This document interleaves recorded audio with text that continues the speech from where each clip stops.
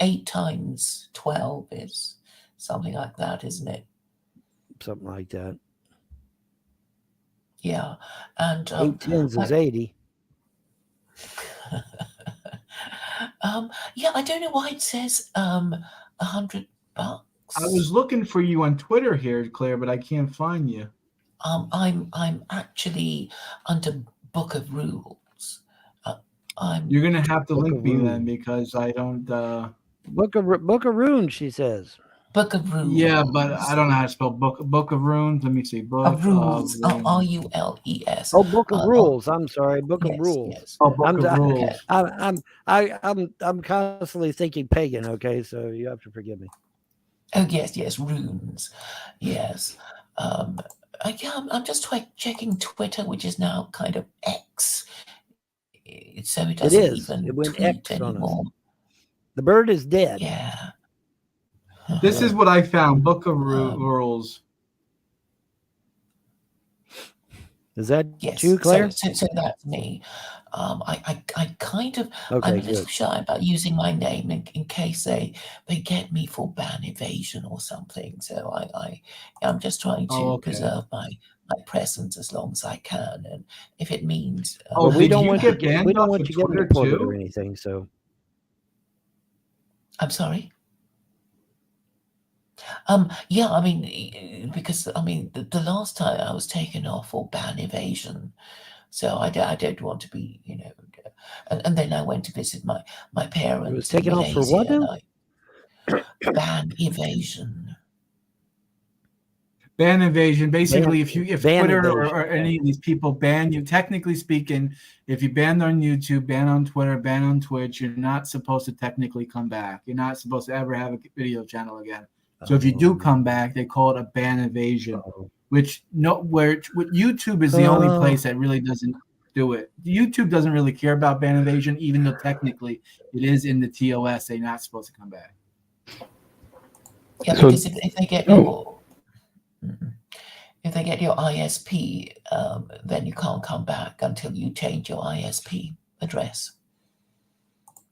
So, Claire, tell us a little bit about what Hmm. you're doing, and let the audience know what type of topics you're into, and so far, so far. Just talk a little bit about yourself. Yeah, uh, I'm um, before I do that, can I have the link to the stream, because I always find it difficult to find where you're streaming, so I can share it with other You got it. people. So maybe, okay, if it's on in the private chat, I can do it. So I basically been streaming on Twitter Spaces more than anything else, because I've found this other spacer, Muslim, agnostic woman who's also interested in politics and foreign policy. So I've been talking a lot to her. She's into Andrew Tate. She's Andrew Tate, yes, He was good she's or found bad? innocent actually the other day, wasn't he? Found innocent the other day. I think he's just been released from house arrest or something like that. But the case is still ongoing. Uh, Okay, they let him out of house arrest, but he's still going. Okay, going through trial. Okay. I think so. That's what I heard, but I may be wrong. And uh, so Twitter. What's your opinion on Andrew Tate? Do you think what he did was illegal? Getting girls to do webcam shows for money is that something that should be illegal? He should go to prison for. Well, if it's not against the law at the time he did it, why should he?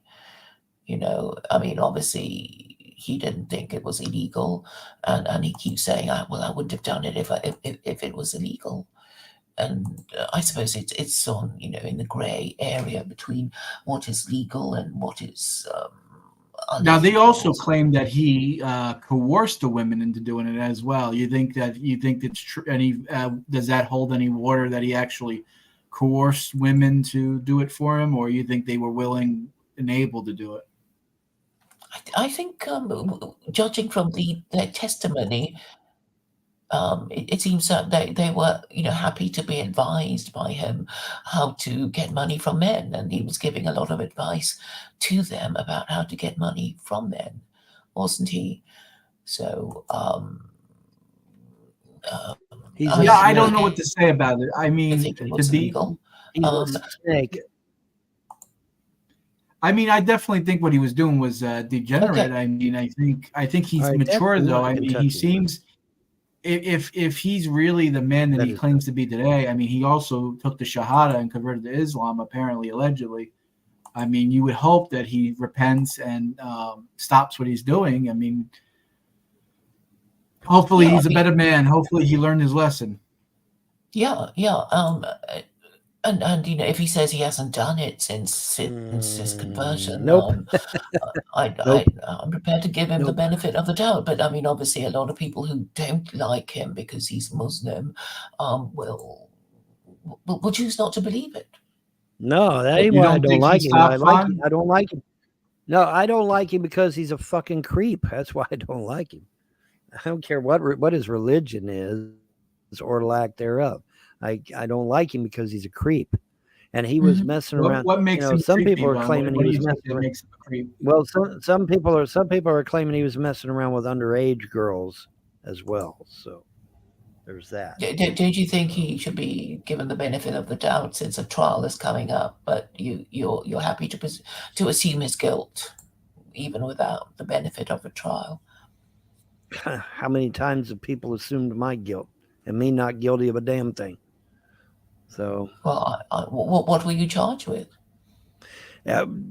go look at my hate videos, man. I'm a mass murderer, rapist, murderer, beat my wife, killed my mother, molested my kids. I mean, you name it. They throw everything at me,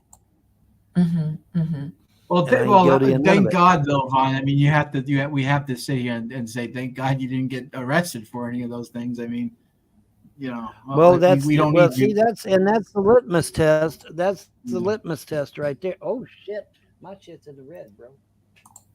But that's the thing. I mean, I think Andrew Tate. I think put all that to the side. He claims that he's making men. He's trying to help boys. He's trying to help young men become men and try to help them with the way the society is today, and that's why they're gunning for him. You think that holds any water, Claire? You think that's the reason Yeah, why they're I gunning think it for him? Or does. Because they did the same thing to Roosh, if you remember. He was charismatic, he was, focused, organized, and they destroyed him, didn't they? Roosh V, if you remember him, he's an Orthodox Christian now. No bells? No bells I for you? don't know who that is. No. Oh, okay. He used to be a pickup artist. He wrote books on how to be a pickup artist, and basically told men how to bang girls. Was And he like the big time YouTuber pickup guy? Yeah, I think maybe it kind of rings bells now. Yeah. yeah. So I think Andrew Tate is another figure like that, and I think that they're just trying to warn off I'm anybody gonna trying reboot, to do John. this sort of thing. Hmm? What happened, Vaughn? What did you say? I said I'm going to reboot. My memory thing is literally pegged in the red. Oh, I'm going to you reboot. got Oh, it. is it because I'm you were here. downloading Red Dead? Was that? I don't know. Okay, well, hopefully We'll it be does. here for you, Vaughn. We'll still I'll be talk here. to Claire My while CPU's you're, all the way in the red. So I'll be back. I'll be back in just a few minutes. I got to reboot. Alrighty.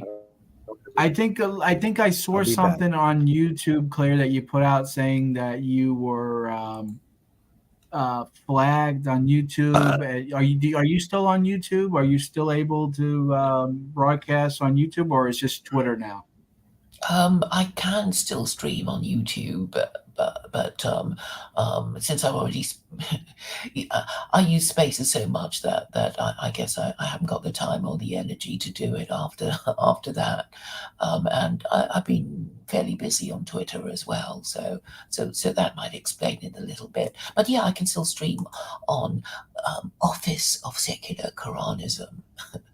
Which is only a small channel of only 50 subscribers, which may I don't know how long I'll last. And you can still find most of my stuff on secular Quranism with Israeli characteristics and secular Quranism with American characteristics, because the two affiliated channels to my primary channel is still up. Do you find that Twitter enables you to speak? It gives you a better platform to speak your mind than YouTube? Is Twitter? And the second part to the question is, do you find that the people there on Twitter are more receptacle to what you're saying than YouTube? I don't know about receptive. Sorry, what was the first question before I forget? Do you I guess, I mean, it's however you want to word it. I mean, I'm not the best at asking questions, so I apologize. Is YouTube a better platform than Twitter, or do you find that Twitter is actually better for what you're doing, reaching out to people? I think Twitter is the most powerful platform anyway. I mean, that's why, Trump preferred to use it, and that was why a sitting president was deplatformed. I mean, it is the quickest way of reaching out to whoever's interested, because, it's really quick to read a tweet, right? Rather than view a video. So actually it's very powerful, and in theory you can reach anyone who has a Twitter account. So Twitter is the most powerful platform, and that's what I prefer. And if I had the opportunity, if I could choose, I would use Twitter. If I could choose only one platform, I would choose Twitter, because of how quickly it is to convey your message. In 250 characters now. It used to be 150, didn't it? But that concentrates the mind, so you don't waste too much time with spare words, and you say all you need in the shortest possible way, and I think that should be encouraged. So Twitter would be my favorite platform. Yeah, there's something to it. Like, I mean, obviously there are two different types of medium, right? I mean, YouTube is more visual, right? You're putting out a video. And whereas Twitter is just a tweet, you're tweeting essentially, or whatever the terminology is nowadays, since Twitter is now X. Yeah, and you can stream on Twitter as well as do spaces. So it's really, you have the best of both worlds. I mean, yeah, YouTube allows you to put like a little blurb out there if you want to type a message, but who's really reading people's community page on their YouTube channel? No one's doing that. But Twitter has millions and millions of active users a day, and you put a tweet out there, you hit hashtag, I love God, hashtag secular Quranism, and you're being seen by millions of people. I mean, that's much easier and much faster and much more simple than uploading a video, editing a video, connecting the StreamYards. Yeah. So you were on Twitter, weren't you? And you got you had your account deleted. I have a Twitter account, but I find that I can't really find an audience there on Twitter. People don't really listen to they really don't want to listen to what I have to say. Rumble is a very good place. I find that Rumble is a place where people are willing to listen, and they're more conservative. They're more on my level.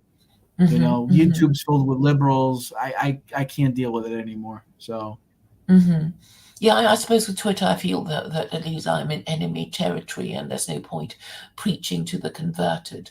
But I notice Alan Dershowitz is on Rumble now. So yeah, he's being deplatformed, or feels he has been.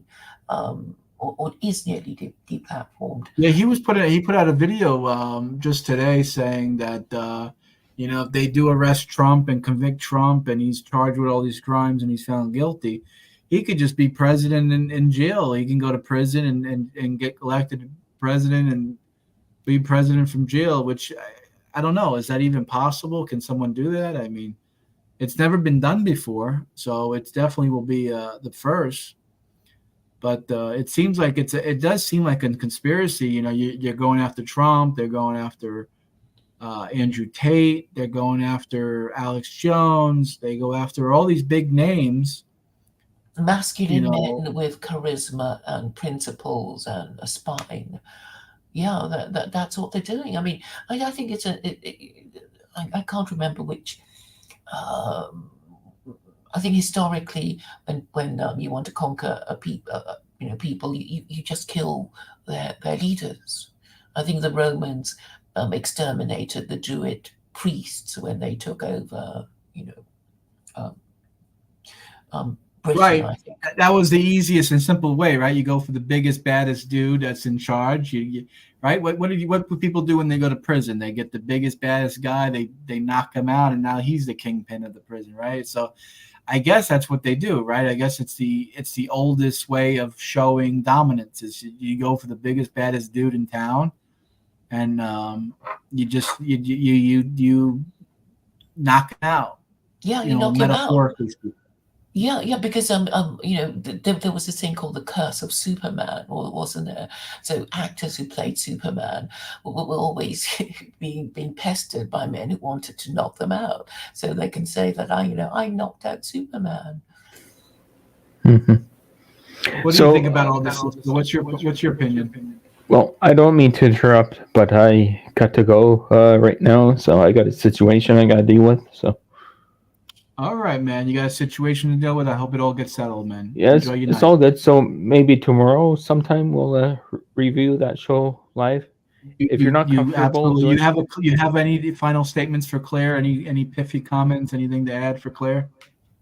No, I just been listening in the background. Sounds pretty good. So, John, buddy, have a good night. But bye, Cisco. See you later. We'll talk again sometime. John, we're gonna review that show tomorrow sometime. You got it. We'll do a review. If you're not comfortable of doing it on your channel, we can do it on mine. I don't care. But you have the audio. We'll double stream it. We'll do a double show. We'll do it on my show and your show. How's that? Sounds good. Right. Have a good night. All right. Take it easy. God bless. Have a good night, Claire. Bye, Cisco. Bye. Dr. Bye-bye. Mengele, that's a good name to have. That's a nice, interesting name to have. He says, no Jew won't let up until they fulfill their agenda. All right. Well, we all have. The thing is, though, buddy, I don't know whether you know this or not, but everyone really has an agenda. I mean, can you name someone who pushes for something or believes in something that isn't part of a bigger plan or a bigger picture or part of an agenda? I mean, when it comes down to it, right? I mean, it's kind of a weak sauce statement. Oh, Jews have agendas. Well, so do Goyim. And so meetings. do conservatives. So do liberals. And Go ahead, any Claire. What were you meeting. going to say? And any meting. And any meeting Right. would have an agenda. Just to right. say that there's a point to it. It's like a nonsensical statement, right? It's like a statement to just, To make Jews sound sinister when they're just like anybody. I mean, they would be promoting their own interests, I guess. You would promote the interests of your group, but somehow it's been twisted into something really sinister. I could just sit here and say white supremacists won't let up until they fulfill their agenda. Ooh, Christians won't ever let up until they fulfill their agenda. Ooh, Muslims, they're never going to let up until they fulfill it. I mean, come on. I mean, you got an intelligent statement to make or you don't, bud? Well, he's an anti-Semite who... And it has become his religion, I think. And every time he posts anything anti-Semitic, it is part of his religious practice. That's Dr. Mengele. But do you feel more Jewish or more Muslim these days, John? I'll be honest with you. I don't really relate to a lot of the Muslim aspects. I try. I don't get me wrong. I try my best, but it's just I don't know what to really. I don't really know how to answer it. I don't connect. I don't. I go to a mosque and I mean I go to a mosque and it's like no one looks like me, no one talks like me, no one dresses like me. You know, No it's like, white people at you know, all? it's like, huh? No white people at all? No, no, not Really? at all. No. Oh. You know, Hmm. you know, you know, no offense, you know, it's alienation, you know, it alienates. You know, when I go to a synagogue, you know, I feel, you know, that it's welcoming, you know, that I feel like I belong there. People are warm, you know, people say hello to you, what you doing, how's your day going, you know, nice to meet you, you know, Hmm. Hmm. it's like, you know, oh, okay. Hmm. So is it the same mosque you go to, and they're always standoffish? These. I don't go that much. I'd be honest with you. Okay. I tried different ones. And that's, I wouldn't use the word standoffish. I think that's a little bit it's just cold. You know what I mean? It's not Hmm. friendly, I guess would Hmm. be the word. It's not, you know, Yeah, you maybe walk some. in and it's just like people are doing their own thing and they're not really concerned about what you are, who you are and what you're doing, you know, if that makes any sense. Yeah, yeah, yeah, yeah, sure. So, um, maybe there's a demand for a white convert's guide, the good mosque guide for the white convert. Maybe you should write it. I mean, you visited Yeah. enough mosques, and you should.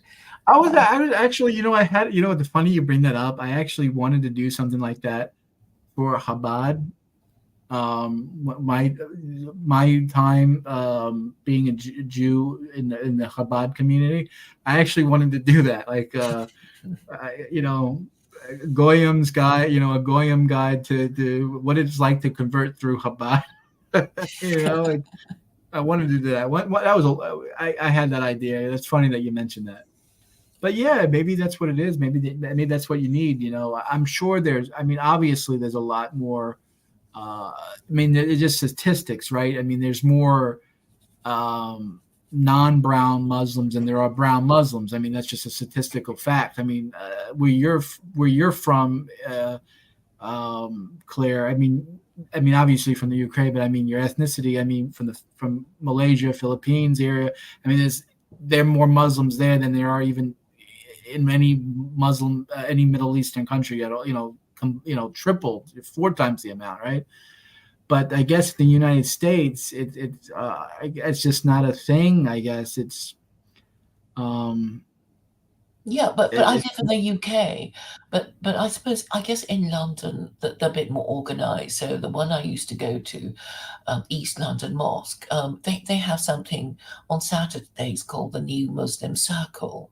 So it's 2:30 to 5. I well, think they that. have things like that here. They have this like Yeah. new Muslims, youngins, you know, classes that are geared towards people who are new, or maybe they are Muslim or they were born Muslim, but they don't really know much about Islam. You know, classes like that. And I've attended, but even then, you don't find it's mostly people of either Middle Eastern persuasion or South Asian persuasion. Hmm. Hmm. Uh, So, it's but not. okay, it's not your thing. It's What? not my thing. It doesn't really interest me. I mean, I don't get me wrong. I like Islam. I don't think there's.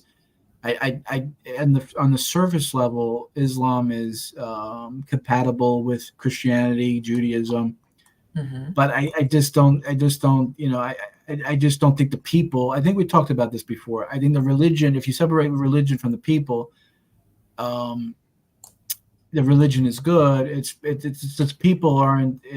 They're not. You know, it's like. They have a different mentality. I don't know if Hmm. I'm not trying to be politically correct here because I don't want to say something wrong. Hmm. We're on YouTube, but you know, I think white people have a different mentality than Middle Eastern people. It's just a different way of thinking, different mindset. You know, um, Do you want to explain the difference? it's hard. In a. It's hard to. It is hard that when you're censored.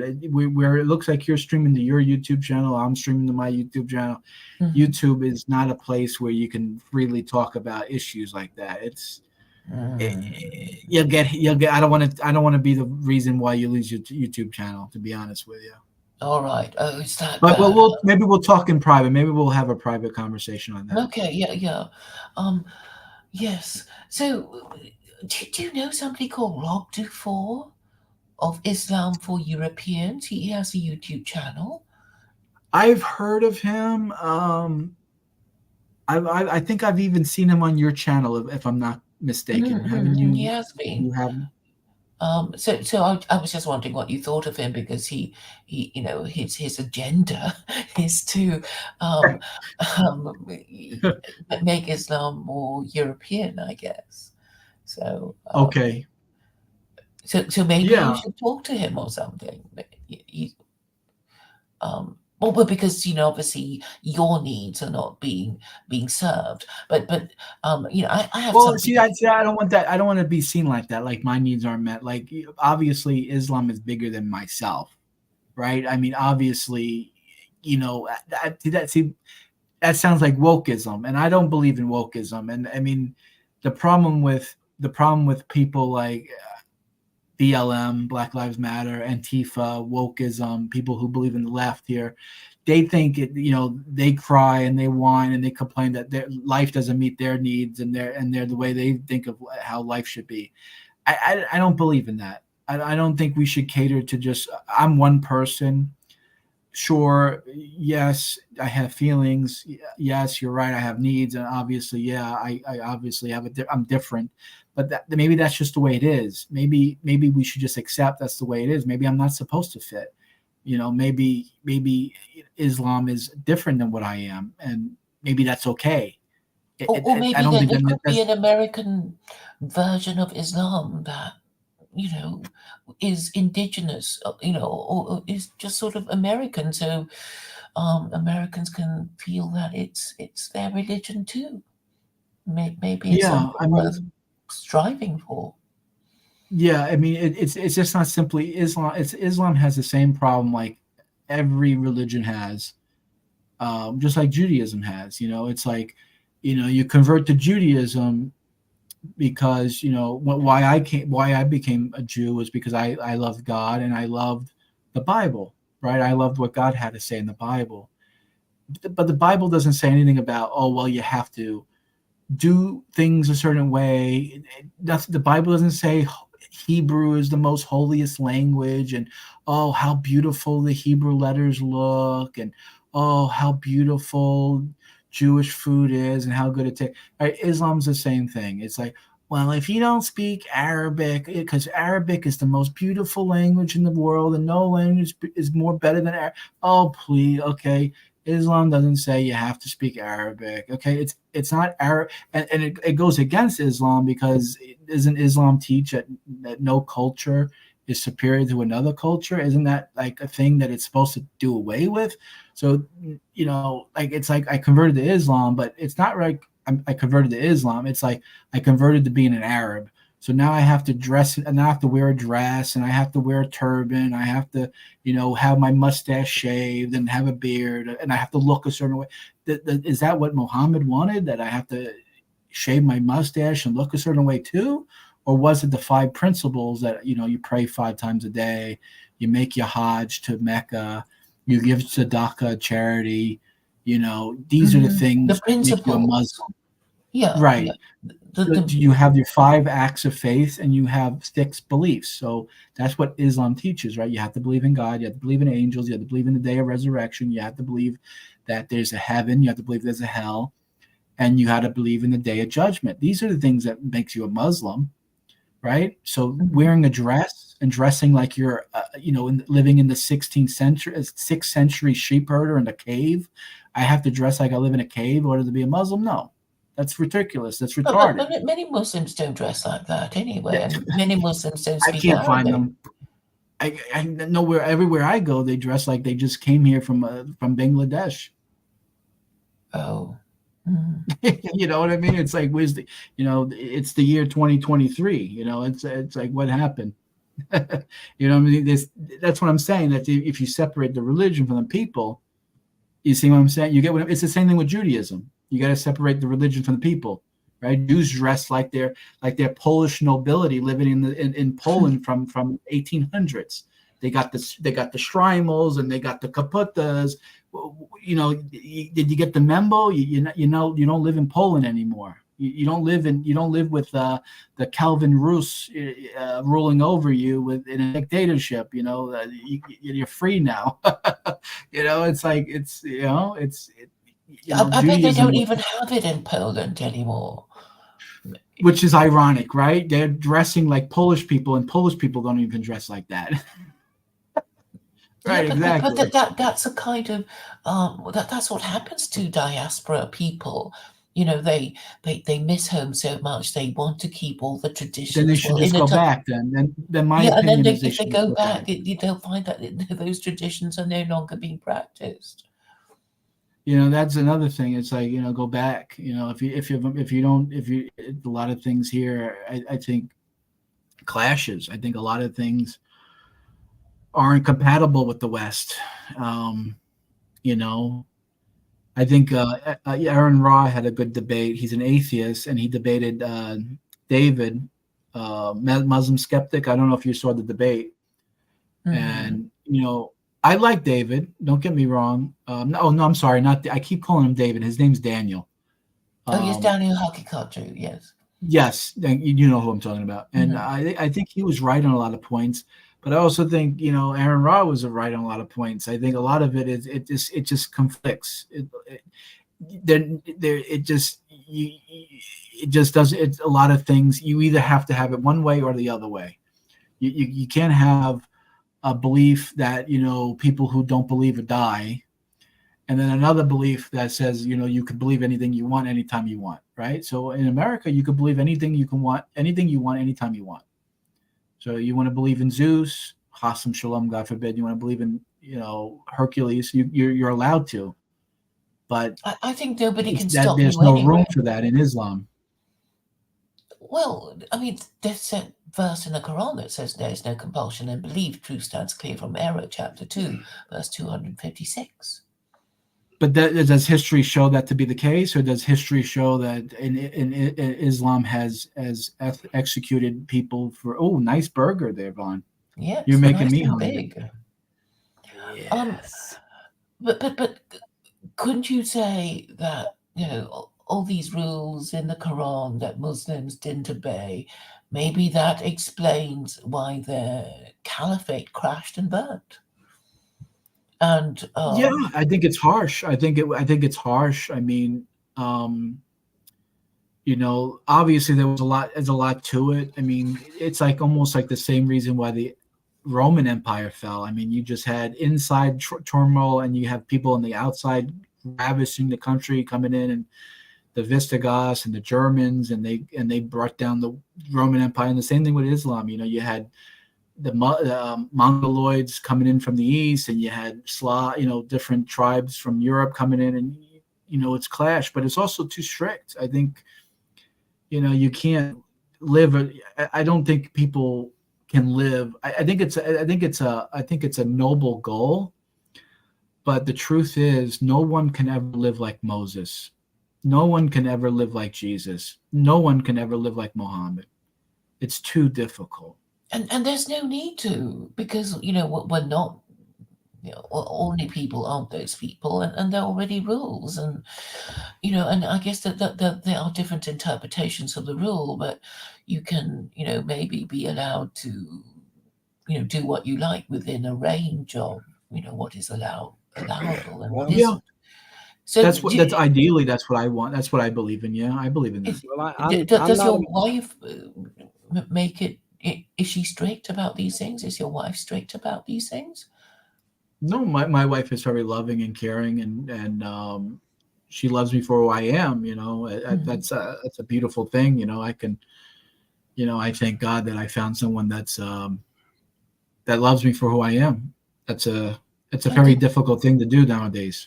Mm-hmm. Yes, Oh, yes, congratulations! Yes, because Thank I you. was thinking maybe you need to have a spouse who is kind of in harmony with how much you want to be observant, I guess. Yeah. And, Right. No, yeah. I mean, I mean, the way I say, what I believe is I love God. Was so no one can tell me. No one knows how much I love God. I can't put into words how much I love God. Mm-hmm. And I always loved God. And I always, since I was young, always searched for the true meaning Mm-hmm. of what reality is and what the truth is. So no one can ever condemn me for that. You know, if you want to, you can, but only So I God think really we knows, can right? tell that you're sincere in your belief. Except that I suppose, at the moment things are just in a state of flux. So, nothing is properly established, and I'm sure that's uncomfortable. But do you think that America not having an official religion is Bomb. part of the Bomb. problem? Um, I think I don't see. I think the United States does have an official religion. I think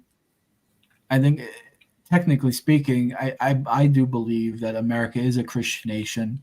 Whether it's written on paper or not is besides the point. Just like I believe that English is the official language, whether or not it's the written on paper or not, right? It's just this culture. It's who we are as a people. We believe in they believe in Jesus here, and so did the founding fathers. Now they weren't like Puritans or they weren't like Catholics. They had a different version of Christianity. They separated the church from the state. So, Mhm. so They they, they, they were they doing something about Christianity, and it seems to me that they were, rejecting Christianity in order to reject the monarchy that supported the divine right of kings. That was what they were doing. They saw they saw how much power that the Pope was getting, and it scared the shit out of them. In fact, it scared them so bad that for a long time Catholics were forbidden to come to the United States. Hmm. That's a fact. You can look that up. Yeah, right. I They think, were scared to death of the that kind of Pope. goes in, and that kind of goes to my answer. See, it's only an issue. The reason why your question is so potent, is so meaningful nowadays, is because the United States lets everyone in.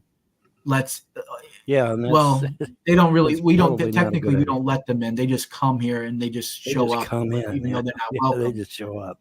But Yeah. I don't think if America was the same way it was, like it was in the 1700s and 1800s, your question wouldn't make any sense, because there wouldn't be Muslims, there wouldn't be South Asians, there wouldn't be Chinese people. It would okay. just be white Christian people. It wouldn't. Your question is like, oh, why doesn't it have an official religion? People would like, huh? What do you mean? America is a white Christian nation. What do you mean it's official? What do you mean by official religion? Like the religion of Ireland is Catholicism, like the religion of Britain is Anglicanism. But But but look, you also don't have well, England. Well, maybe this is not a good example because England has a lot of foreigners, but Ireland is 95 plus homogeneous, or whatever the word is. It's 95% Irish. They're not mixed. They're not all. They're not. They don't have 60%. London, the city of London, the county of London is like 80% non-white, non-English, right? yes, So it's no longer a white that's majority country. But the Irish are also complaining about immigration. So are they? Are yeah, they? I don't know. yeah. Um, I mean, I was there. I think in the 90s, and then I think about 5 years later I went there, and it had certainly changed. That the racial composition had certainly changed, and I think there is a problem, though I haven't been there recently, because I noticed that um, Nick Griffin is hanging around in those circles, presuming to advise these Irish people who are complaining about immigration. I mean, pictures of Dublin now are kind of surprising if you were thinking of, Irish, Ireland as being white. But I wanted to say this that there was a problem with immigration way back in 1892, which is which is an application for judicial review in the Supreme Court of the United States, and the case was Church of the Holy Trinity versus the United States, and it was basically about the Church of the Holy Trinity importing a vicar, an Anglican vicar, and it seems this was being objected to because contracts to import labor were forbidden by federal law, and specifically by the Alien Contract Labor Law, an act of Congress passed in 1885 prohibiting the importation and migration of foreigners and aliens under contract or agreement to perform labor or service of any kind in the United States, its territories, and the District of Columbia. Anyway, I posted the link in the private chat in case you were interested. I thought it was quite interesting because I was showing it on screen. It was I was reading it. Yeah. Great, thank you. That's a good point. It's a good. I mean, the federal government basically saying the inference we're making is would be how would we put it that you were complaining about immigrants way back. Oh well, I was going to say there's no compulsion in religion, but I guess that's my mic was muted. Okay, here's the thing, guys. Okay, what matters is what the Constitution says, and the Constitution says that freedom of religion is sacrosanct. It is one of our rights. It is non-negotiable. Everyone has the right to believe as they wish. Obviously, if we became a theocracy, the very first people they would round up is we pagans and burn us at the stake, like the Catholics and the Protestants did years ago, and the Muslims did. Okay, I'm saying under secular Quranism.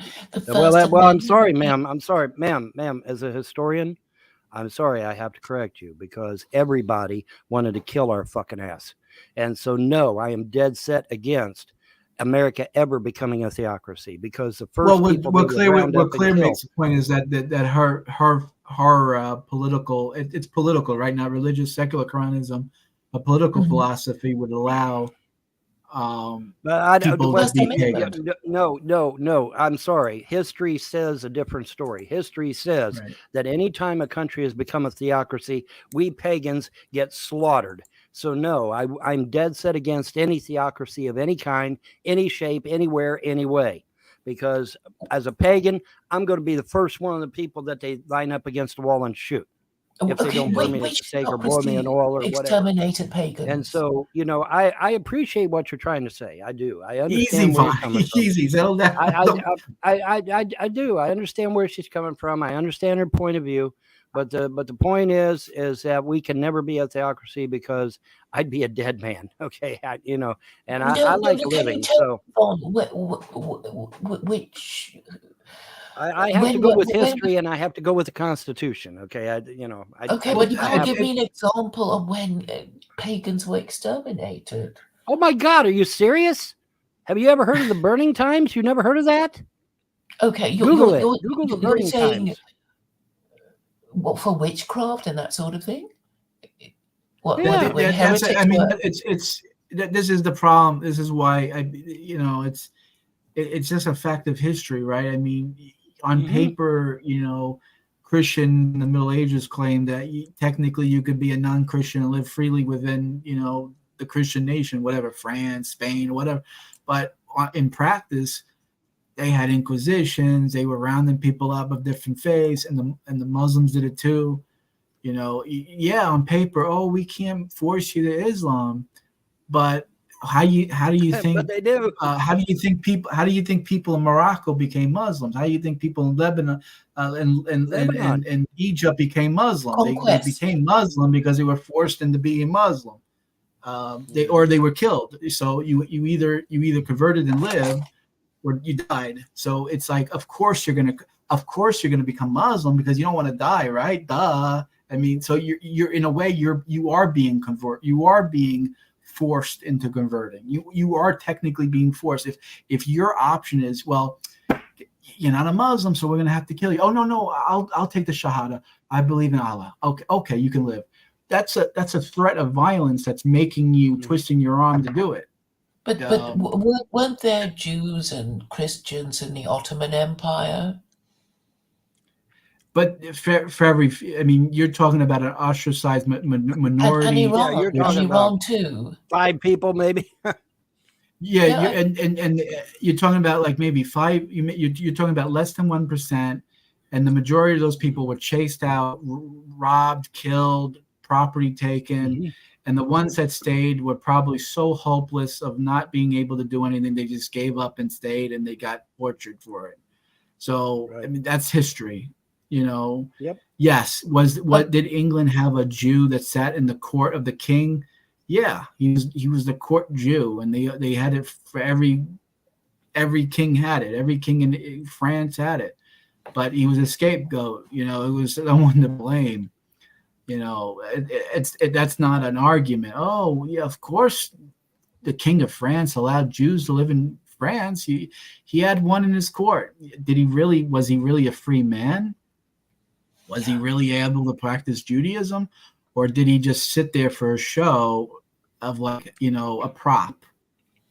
Yes, there's always tokenism, but my point is that there is no freedom of belief in Judaism because of the 36 capital offenses. You as a Jew, you're not even allowed to break the Sabbath or bow Correct. before idols, etc., without incurring the death penalty, technically, according to the Torah. And we know that Christian history is, as you say, burning heretics at the stake for all kinds of things. But I think in Europe there is a different principle involved, because the whole bargain between the Catholic Church and European monarchs who converted to Catholicism was that the subjects of the monarch would have to follow the religion of their king. That was a rule. So Yeah. so Jews were allowed in and allowed to keep their religion because they were the members, were the senior branch of the Abrahamic faiths, and obviously the Christians wanted them to do something that Gentiles couldn't do, such as lend them money and collect taxes and do the jobs nobody wanted to do. But the point is that if you were the subject of a king, you had no option but to follow his religion, and if you wanted to argue about it, you get burnt at the stake, because in a way you can understand why the monarch would not allow its subjects to have a different religion, because then they can say, oh, I'm a Hindu and I invoke my Hindu gods to curse the monarch of this kingdom. So so that would make sense, but eventually, most of the West became republics and constitutional monarchies. But the whole point of the church was really to support the divine right of the king to rule, and this has been breaking down for 500 years, but unfortunately, nobody has particularly understood, what the American Revolution and the French Revolution and the Russian Revolution was trying to do, which was, basically getting rid of the monarchy. Yes. When it misgoverned the nation to the extent that they, suffered, famine or revolution or invasion. For thousands of years, human beings lived either under some sort of authoritarian rule, whether it's an emperor, a king, a queen, some sort of figurehead, like you said, and their decision was basically your decision too. You literally had no autonomy. You literally were the property of that country, that king, so forth and so on. That monarch, king, emperor, however you want to, whatever. That's the way it was for nomenclature. What the United States did, and never been done before, is that instead of it being the king that was, or the emperor that was literally top down, that gave you your rights and that you were property, it literally was, we the people, like I have here on my banner here on my YouTube channel. It was the people themselves that were the government. It was the people, the citizenry that had the rights and had the autonomy. It was a complete 180 of what humans have known their entire existence. Right. Well, I mean, that's actually, just a fact. to be fair And that's to why, the, and that's why America was called the Great Experiment, because it literally had never been done before. well, Yeah. to be fair, And then, of course, Prussia adopted some of it. The French adopted that philosophy. Go ahead, Clay. What were we going to say? I was just going to mention that Athens was a republic, and so was ancient Rome, and so was the Venetian. Well, even Venice, that, a republic. even in those ancient republics, or Greece, the democracy, even then, their concept of it, they always had that mentality that it was the government that where rights came from, and that you were always property and subject of the government. That the government was over you is essentially how it was. The Roman Republic was supreme and was the ultimate authority. Right, even back then, yes, but they even had some. There was always a class system. There was always authoritarian, There will always be a class top-down, system. trickle. Right, America reversed it. America turned it around. They flipped that notion. They basically said, no, rights come. You have instinctual. You are Inalienable rights. have unalienable rights. That's what the Constitution said. You yourself have autonomy. You yourself are not subject to the government. The government is what's the subject. The government is what is it has to be controlled, and it's by the people. Yeah, I know when you 180. I know when you look at our government system that we have right now, it looks like the government is in control, and that they are dictating policy to the American people. The truth of the matter is, though, is that according to the original Constitution, that's just not the case. They work for us. Now, granted, with this Act of 1871, they flipped that around to where that they're in control and we're not. But if we could ever get the Act of 1871 and the Act of 1913 repealed, then we'll go back to the original Constitution where we're in control. These people in Washington, D.C. aren't shit. They're nothing. They're nothing but mindless little puppets working for Rothschild and Rockefeller. Okay? And we know this. We, the people, know this. The vast majority of Americans know this. Okay? They're supposed to be serving us, but they're serving these globalist pieces of shit instead. Okay? That is tantamount to treason. And we, as the American people, have a right to put these people to death, or at the very least, vote them out of office. Now, the problem is that we can't do neither right now because, like I said, they're in control. But they may not be in control for very long, because I got a funny feeling that the gods I serve are ready to put the beat down on some of this shit. But until then, they're temporarily in control, let's say. But according to the original Constitution, the people have the majority of the power, then the states, and then the federal government has very little power. The federal government is supposed to only be about the size of a walnut. That's it. That's all it's supposed to be. The federal government should provide for a military and provide for the elderly and the infirm. And that's it. That's all they should do. They're not supposed to be, this big megalithic thing that it is today. That's not the real federal government. Okay. And how this all got so twisted was, like I said, the Act of 1871. The Act of 1871, in addition to making Washington, D.C. the capital, it also made Washington, D.C. a small country within a country, and it changed the Constitution of the United States from being a republic to a corporation. And so now we are literally a corporation run by a bunch of bureaucrats, lawyers in this case. In fact, I think one of the founders said that we should never have lawyers in government ever. Well, we didn't listen to that one either, did we? But Yeah, a lot of things that we don't listen to. yeah, Well, but Right? there's a I lot mean, of Claire like likes it. Claire Washington's likes to bring farewell up the speech. fact that Claire always likes to bring up the fact that George Washington says, don't have political parties. It's one of her exactly, big and that's one of the things that I bring up. That's one of the reasons why I'm a registered independent today, is because George Washington said, "Don't have political parties; they're dangerous." And George Washington has been proven absolutely right. The political parties are extremely dangerous to the United States and to the Constitution. Likewise, Thomas Jefferson said, "I fear a central banking system more than I do a standing army."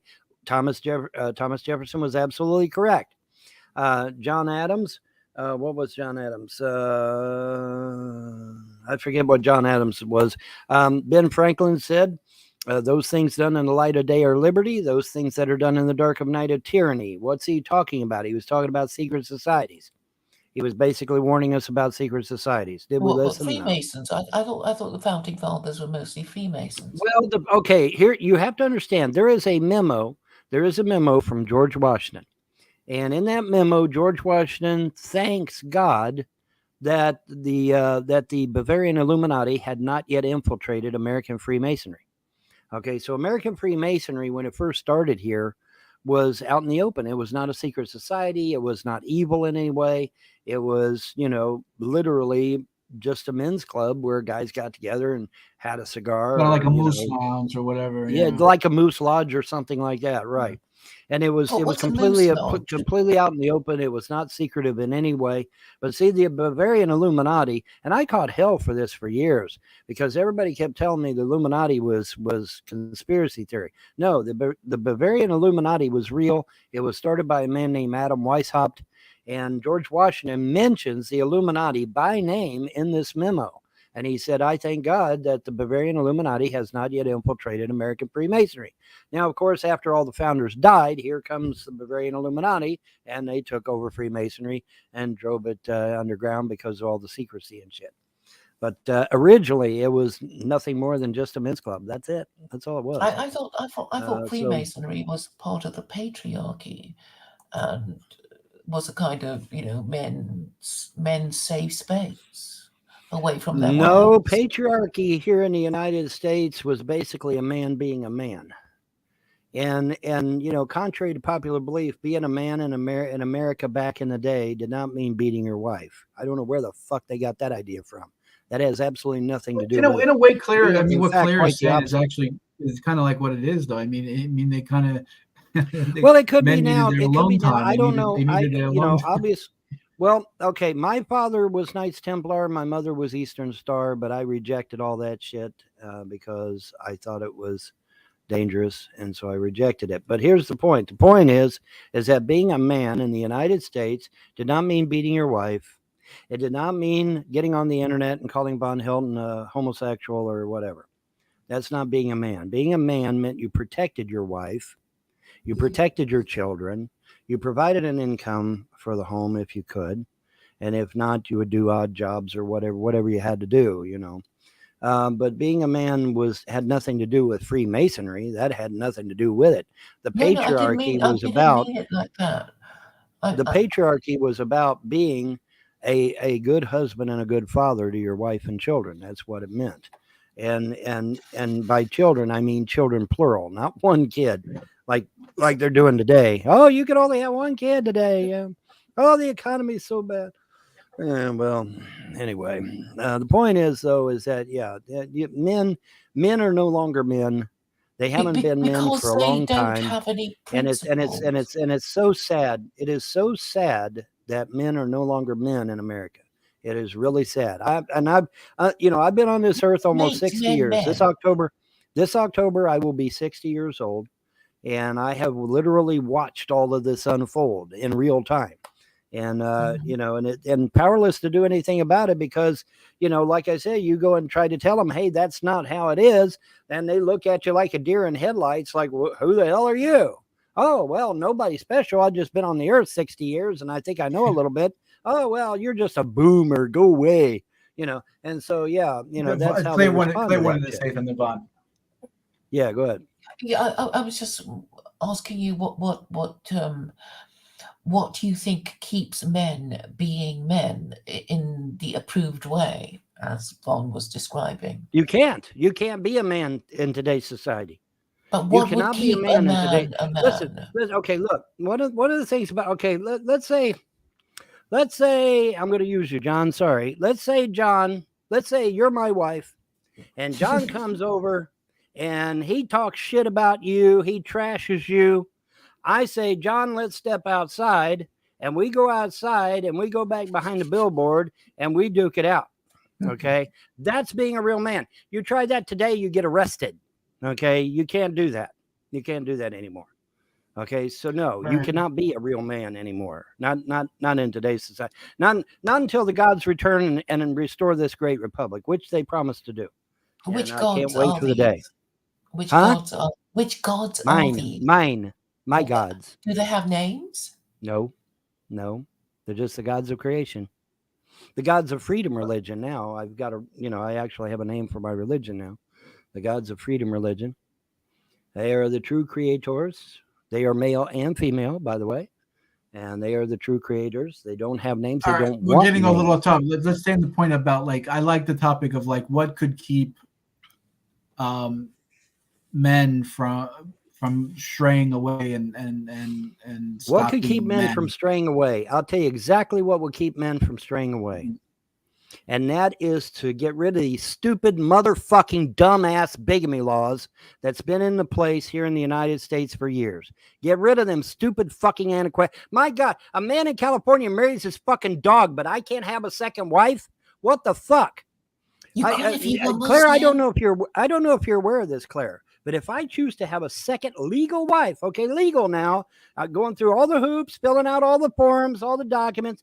If I try to have a second legal wife in the United States, I go to federal prison with murderers, rapists, and child molesters. Yes, I do. But if you were Muslim, you could have up to 4. It's called the bigamy laws. Well, the thing of it doesn't matter whether you have you don't. Okay, look. You don't get a religious exemption from the bigamy laws, because if you did, the Mormons would be shouting it from the rooftop. No, I meant if America were an Islamic republic, then you could have up to 4 wives. Well, if America was an Islamic republic, I'd be dead right now. So that ends I don't know why you say that. There's been no record of because history says it. No, history says it. No, which history? You have to give examples of. Would you like me to quote you the Arab general when they invaded Egypt? You know what he said? He said that all these books in the Library of Alexandria are of the devil, and that the Egyptians are full of the devil and they need to be cut down by the sword. That's what he said. Which general? Okay. I don't know. I don't remember his name. It was when they went into the Library of Alexandria and burned it to the ground. I don't remember what his name was. I don't care. It doesn't matter. Well, I think Muslims. The point is that they believe that anybody but them is full of the devil. The Christians are the same damn way, and I imagine the Jews are probably the same way as well. If you don't follow their basic philosophy, then you're of the devil, and you got to go, man. Now some of them's milder than others, possibly, but like I said, all I got to do is look at history, where the Muslims, the Jews, and the Christians slaughtered pagans by the millions in cold blood. It goes back to what I was saying. It's back to what I was saying earlier. It's the people, the religion. On the face value of monotheism has done more to destroy mankind than anything on earth, I think, other than atheism, of course. Of course, atheism has slaughtered more people than anything. I think Muslims are atheism has slaughtered more people than anyone, but Muslim. What did Claire? What did you say? Muslims are what? I think Jews are punished if they don't follow their religion, and so are Christians punished. So are Muslims punished for. I'm not even downloading. If you like, I don't think. I mean, Jews. Tisha B'Av has come and gone, hasn't it, John? And basically, Jews ask themselves every Tisha B'Av why they are cursed, why they suffer, don't they? I mean, that's the whole point of Tisha B'Av. Yeah. Right. Well, Jews have a lot of. They have a lot of self guilt and monotheism. They have a lot of "woe is me," type of mentality. Jews think like if they sprain their toe, if they hit their toe on the side of the bed, they think it's because they must have ate like accidental pork chop or something, like a No, piece of pork flew in their hammer. You know. I thought there was. Hey, you never know. God is I mean, punishing. what is in that pink paste anyway? Do we know? Yeah. Well, yeah. I mean, Sorry, I mean, stepped from a on you. religious Go ahead. perspective, I mean, I think whether you're Jewish, Christian, or Muslim, I think you're supposed to believe that if something bad happened to you, it is because God's punishing you, and it's not a bad thing. It's a good thing. God loves you so much that he wants you on the right track. You know, it's kind of like, you know, it's like a son. It's like if you take a peanut butter and jelly sandwich, and you stick it in the VCR, and I'm aging myself, you know, people are gonna go, "What's a VCR?" But if you put a peanut butter and jelly sandwich in the VCR, right, and your dad catches you, your dad's gonna spank you, not because he hates you, but he wants to teach you, like, you know, you don't put the damn peanut butter and jelly sandwich in the VCR, right? So I think God is the same way. I actually. I actually asked my gods about this. I asked them about this because even pagan religions, some of them are very, they're very particular about feasts and festivals and certain months of the year and all this gobbledygook, And so I asked the gods about that. I said, do I need to keep a bunch of feasts and festivals? Do I need to keep a bunch of holidays? Do I need to? They said, nah, not really. And in fact, we would rather you didn't. And I said, now, why is that? Because they're gonna want an answer. And they said, because the problem with the feasts and the festivals, from anyone's perspective, was that the focus was off of them and on the damn feast and festival, or on the holiday or whatever, and they right. You started instead of worshiping God, you started worshiping the day and the holiday. It was started the holiday or the feast or the festival ended up becoming its own entity and becoming more important than the gods themselves, and so they're like, no, we would rather you just focus on us every day and believe that we've got your back. That's a good point to make, and that actually ties into Judaism a little bit, Claire, because from a biblical perspective, from like an actual Torah perspective, the feasts and festivals were just regular days of agriculture. Shavuot, which now Jews celebrate as a day that Moses received the Ten Commandments, was actually just the first wheat harvest. That was the day when Jews harvest the wheat from the fields. And, so, but then they made it spiritual. Oh, it's, harvesting wheat actually really means harvesting souls. And it's about the wheat of Torah and feeding yourself in a spiritual way and grow. I think that's also another thing about religion, is that everything, whether it's Judaism, Christianity, Islam, everything has to have a spiritual meaning. Everything has to have some sort of hidden secret Kabbalah, a hidden secret message. Ooh, Jesus is really talking to you in the rainbow. Why can't things be the way they are? Why can't it just be a rainbow? Why does it have to be that God's talking to me in a hidden message, Claire? I think that turns off a lot of people, and I think people become atheists is because sometimes people aren't like super duper spiritual. Sometimes they're just regular people. But if you make the religion, whatever religion it is, Judaism, Christianity, if you make it too religious, make religion too religious. I know that's a weird thing. You mean to say. Like 613 laws you have to remember? Holy fuck. It kind of makes things a little, you know what I mean? It makes things. Holy shit! 613 laws. Come on, man. I mean, I'd be like, dude, lighten up. Fuck. Holy shit, man. Yeah. God damn. Well, I don't know the real answer, Claire. To be honest with you, I'm just trying to give my best educated guess. I love what you're doing. I love that people try. People are trying their best. I don't mind, different points of view. But I mean, like I said, when it comes to history, I have to go with history, and I have to go with, how humanity has been. and that's just the way I have to be. I have to do Yeah, that. history is brutal. It's I mean, brutal as history fuck. is, Yeah, it is. It's brutal as fuck, man. Talk to a it Zoe was Strone tough lately? living. Talk to a Zoe Strone lately? Anybody? Anybody raise their I hand? mean, we're Anybody so talk to a lucky Zoe that Strone? you know how lucky we are, Claire Vaughn, that we can literally sit here for an hour at a computer Mhm. and not do anything but talk about ideas and religion. And In the not die ancient from it. world, And not die from it. and not die from it. In the Yeah. ancient world, you wouldn't even have 5 minutes, No. let alone an hour to do anything. You would have to No. work, work, work, and work. Yeah. That's all you did was work. That's all you did all you was did all day. survive. Yeah. You had to plant the crop and harvest the crop and sew Take care of the the clothes animals. and harvest the wheat and you got to put together your shoes and you got to make Milk the socks and you had to cows. milk the cow and Milk you the had to goats. you had to fix the roof Bale and the hay for the horses. there was nonstop work. Non-stop work. Yeah. And you didn't even have a chance to sleep. You literally slept for 2 hours, wake up to make sure the bandits weren't raping your wife. because the bandits would and get you at killing the night. That's kids. right. Or the coyotes. Right? Or the coyotes. So I mean, could you imagine like every second you had to worry about that the king would come and want his tax or Yeah. a bandit come and take your property by Take your force stuff and you away had from you. and all you had was a sword. I mean, Yep. that's the That's it. brutality That's all you had. of the world. Yeah, a for lot of times you thousands didn't of even have a years. shield. A lot of times you didn't even have a shield. You didn't even All have you had was a armor. sword, You that's it. didn't have a defense. Yep. The marauders Yep. came on their horsebacks and they just Yep. took everything, killed everything. That Yeah, was the buddy. way it was. Yeah, man. So That's the way it I was, think we man. should be lucky. I think We should the be- problem we should is be very thankful. Yeah, but a lot of people are not. Unfortunately, sadly, they're just not. is one thing.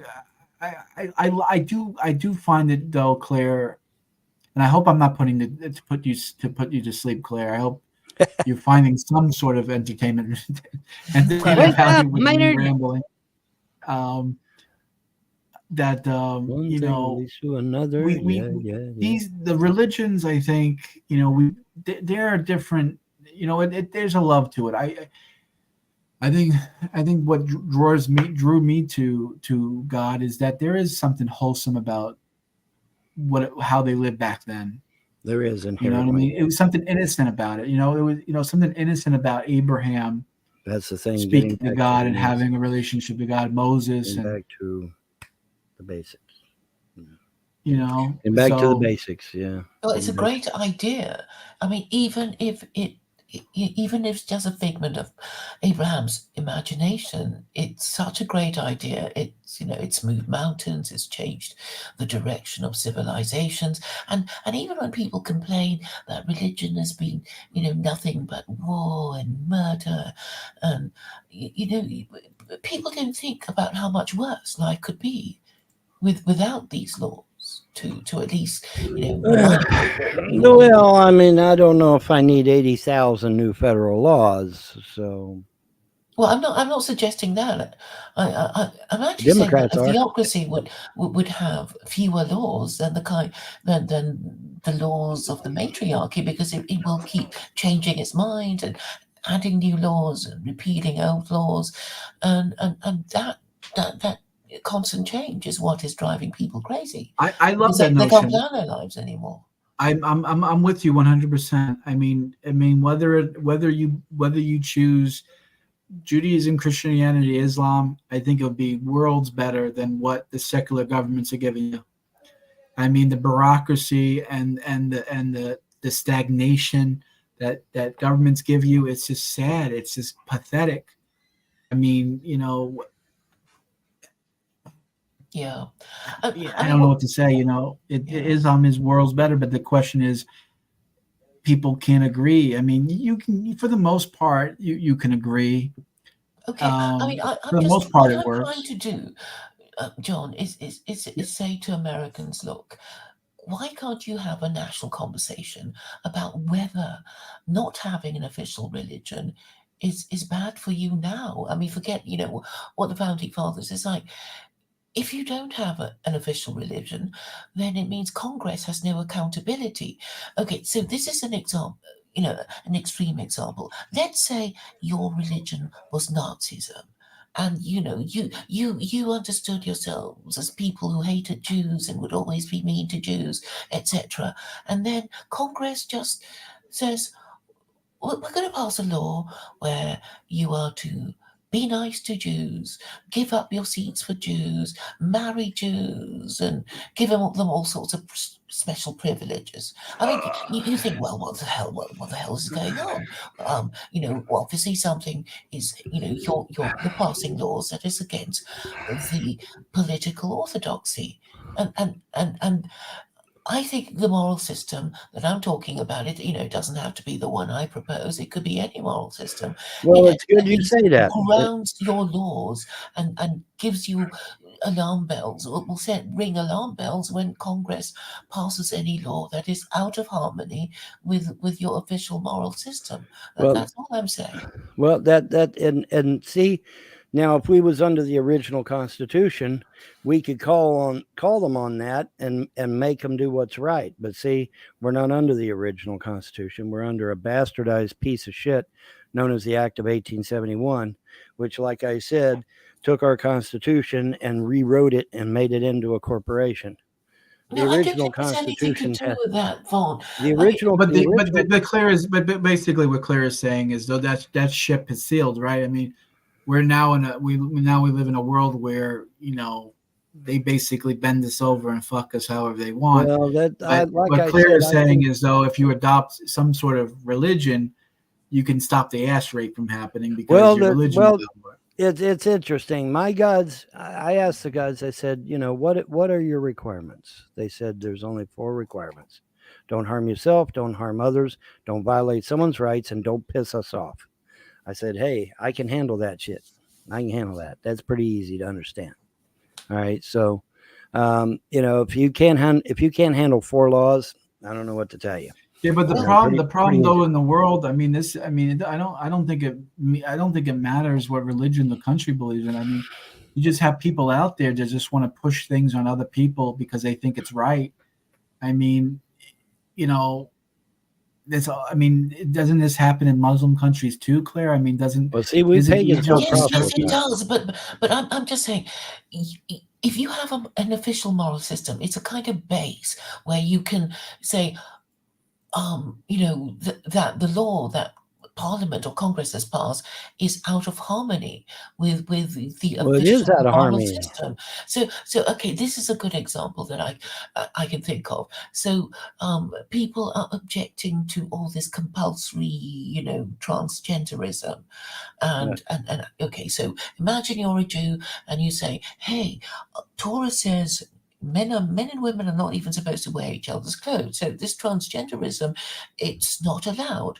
And Congress will say, are we Jews? No, we're not. So, go away because your argument is invalid.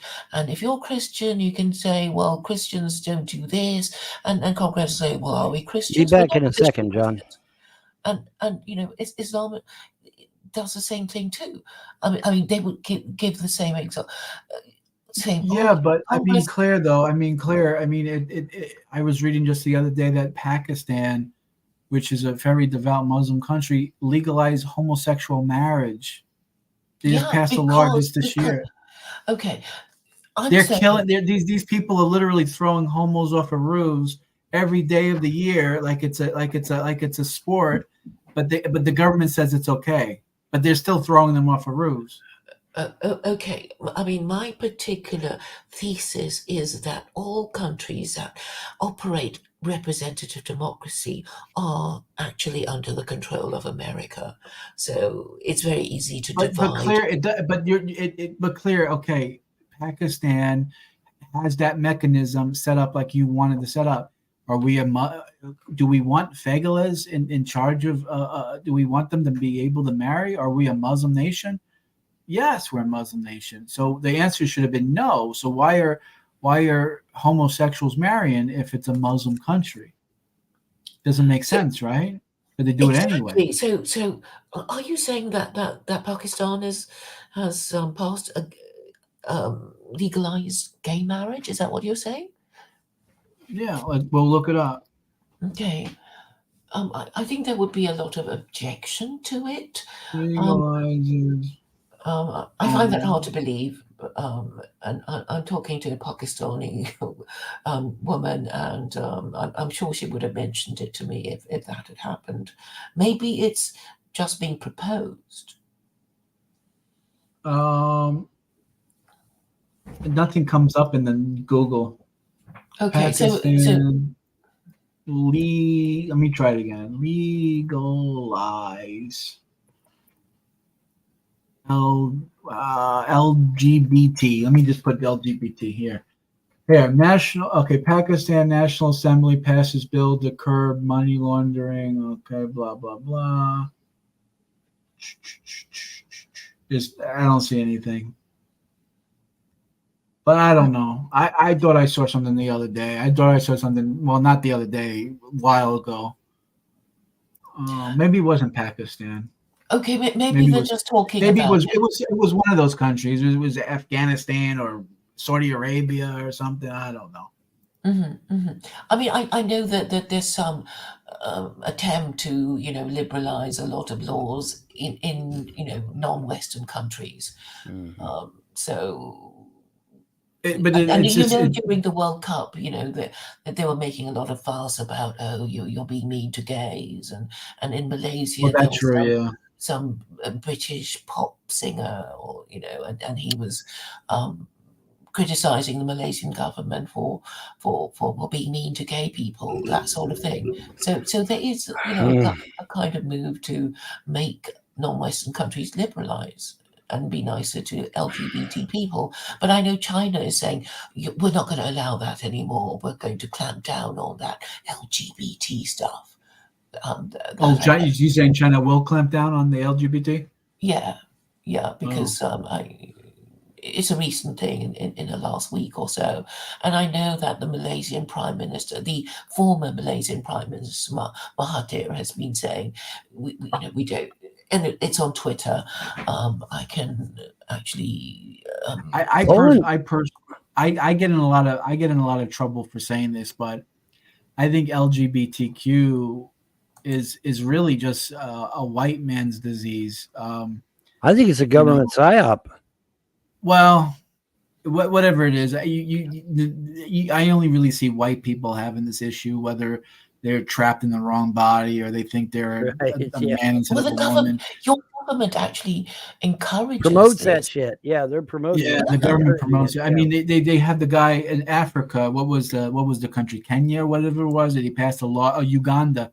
They passed a law saying it's illegal to be homosexual and they'll execute you. Poland, I think.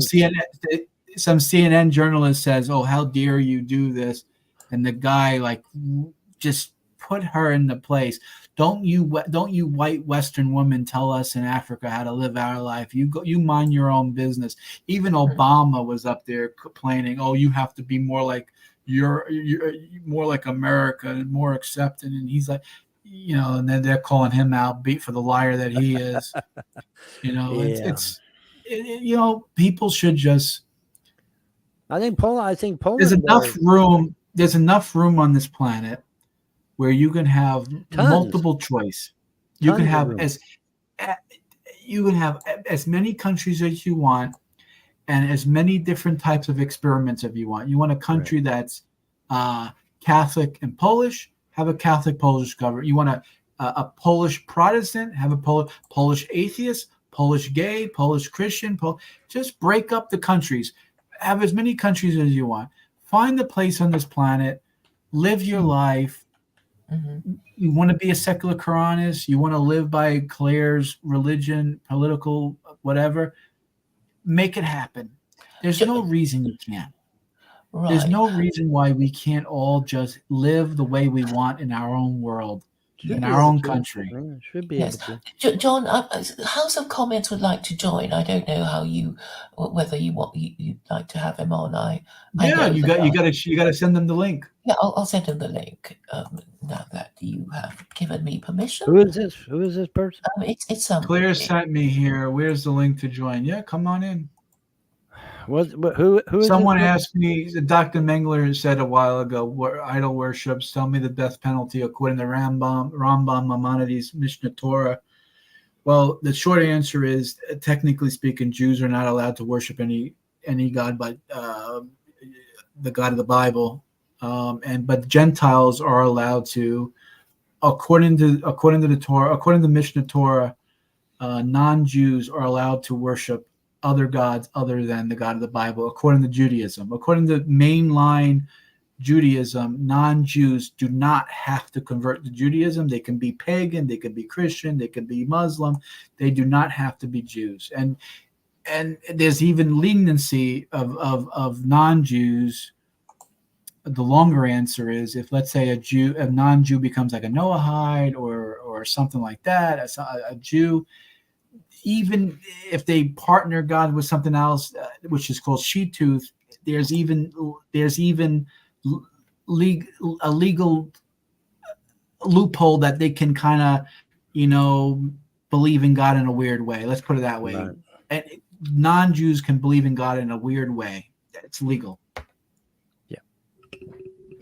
If you want to have a little statue, a little tchotchke of Zeus on your nightstand and say, "Oh, this is the God I worship," and it's only one God, that's even permitted, even though technically Jews are not allowed to do it. For sure, Muslims can't do it. Muslims wouldn't be in Islam. That's completely, shirk is completely frowned upon. That's a death penalty. Yeah, the elite family's money is their god. That's correct. These 300 elite families' money is their god, and they will pay a price for it, I assure you. My gods have said they will take care of them. So I just wanted that'll be to. good. Sorry to interrupt. I just wanted to tell House of Comments, if he's still there, trying to get in, that I sent him the link through Telegram. That's all I wanted to I'm say. sorry, Claire. I'm completely. I could have did it myself. I apologize. I posted a link to the comment. I posted the link to the show in the comments on the outside. It's somebody in the outside chat says I should do some tarot card reading because of Halloween coming up. Halloween's still a long ways away. Having said that, though, it's interesting. Now you have charlatans like that one black chick whose name escapes me all of a sudden. I just had her name on the tip of my tongue, and now it's gone. She used to be on TV every night, and she was a complete charlatan. Can't think of her name. Oh, yeah, the one with the Jamaican accent, right? Yeah. She had a Jamaican accent. She wore a colorful turban. Starts with a C. It started with a C. Claudia? No. Clara. I don't know. Something like that. Anyway, the point is that, there's obvious charlatans out there that are fakers that, they just want money, and, they'll tell you whatever you want to hear to get that money. But then there's real terrorism. There's real where you're there physically in front of somebody and they're flipping the cards, and they're not doing it for money, especially. Those tend to be very real, and they tend to be very prophetic. Before my altercation in North Dakota, me and that woman went in front of a tarot reader, and the tarot reader said, and I distinctly remember it, "You will have a child, but the child will not be yours." Wow, did that happen? Yes, it did. That child in North Dakota ended up not being mine at all. And so that tarot reading was 100% accurate. Okay, so, don't poo-poo something just because you don't understand it, or because there's charlatans out there that are in it for a quick buck. Because there's a lot of stuff that's out there that has been hidden from mankind for centuries. We were literally denied knowledge of things that are out there and that are going on, and it's unfortunate, because these 300 families, by limiting our knowledge on what's really going on out there, has actually retarded the growth of mankind. And because of that, my gods anyway are pretty pissed off about that. And so, that's one of the reasons why they're going to have a nice little chat with them. But, yeah. So, it's interesting you bring up the tarot stuff, because every tarot reading I've had that was in real world time has always come to pass. Every single one. So it's interesting you brought up the tarot stuff. Now, like, by the same token, you can go online and get a tarot reading. Absolutely fake as hell. It's not going to do shit. So, but you need to check into that a little bit more, because it's pretty interesting stuff. But, there's been a lot of things that have been withheld from mankind for centuries, because these elitists don't want us knowing about it.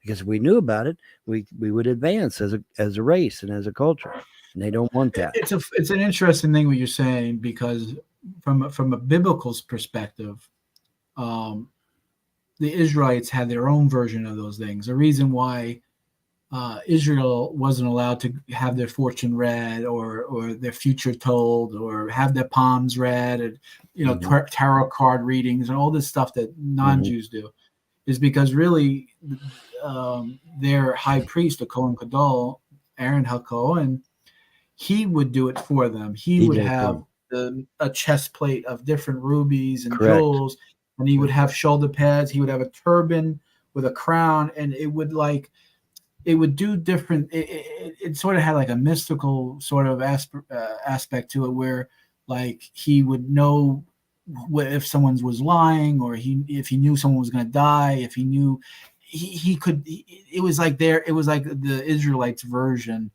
of what non-Jews did. But that's essentially why they offered the Bible is so where it's it says over and over again to kill fortune tellers, to kill witches, to kill pagans, to kill these people that do these things, because really they had their own version that they wanted their own people to go to, and not the people of the other community, or however you want to word it. Welcome to the room, House of Comments. I hope your day is doing well. Oh, it's the end of the day over here in Berlin. So Claire just pointed me to this channel. So nice to meet you. And is it Baron von Helton? Is that what I call you? Well, it's funny.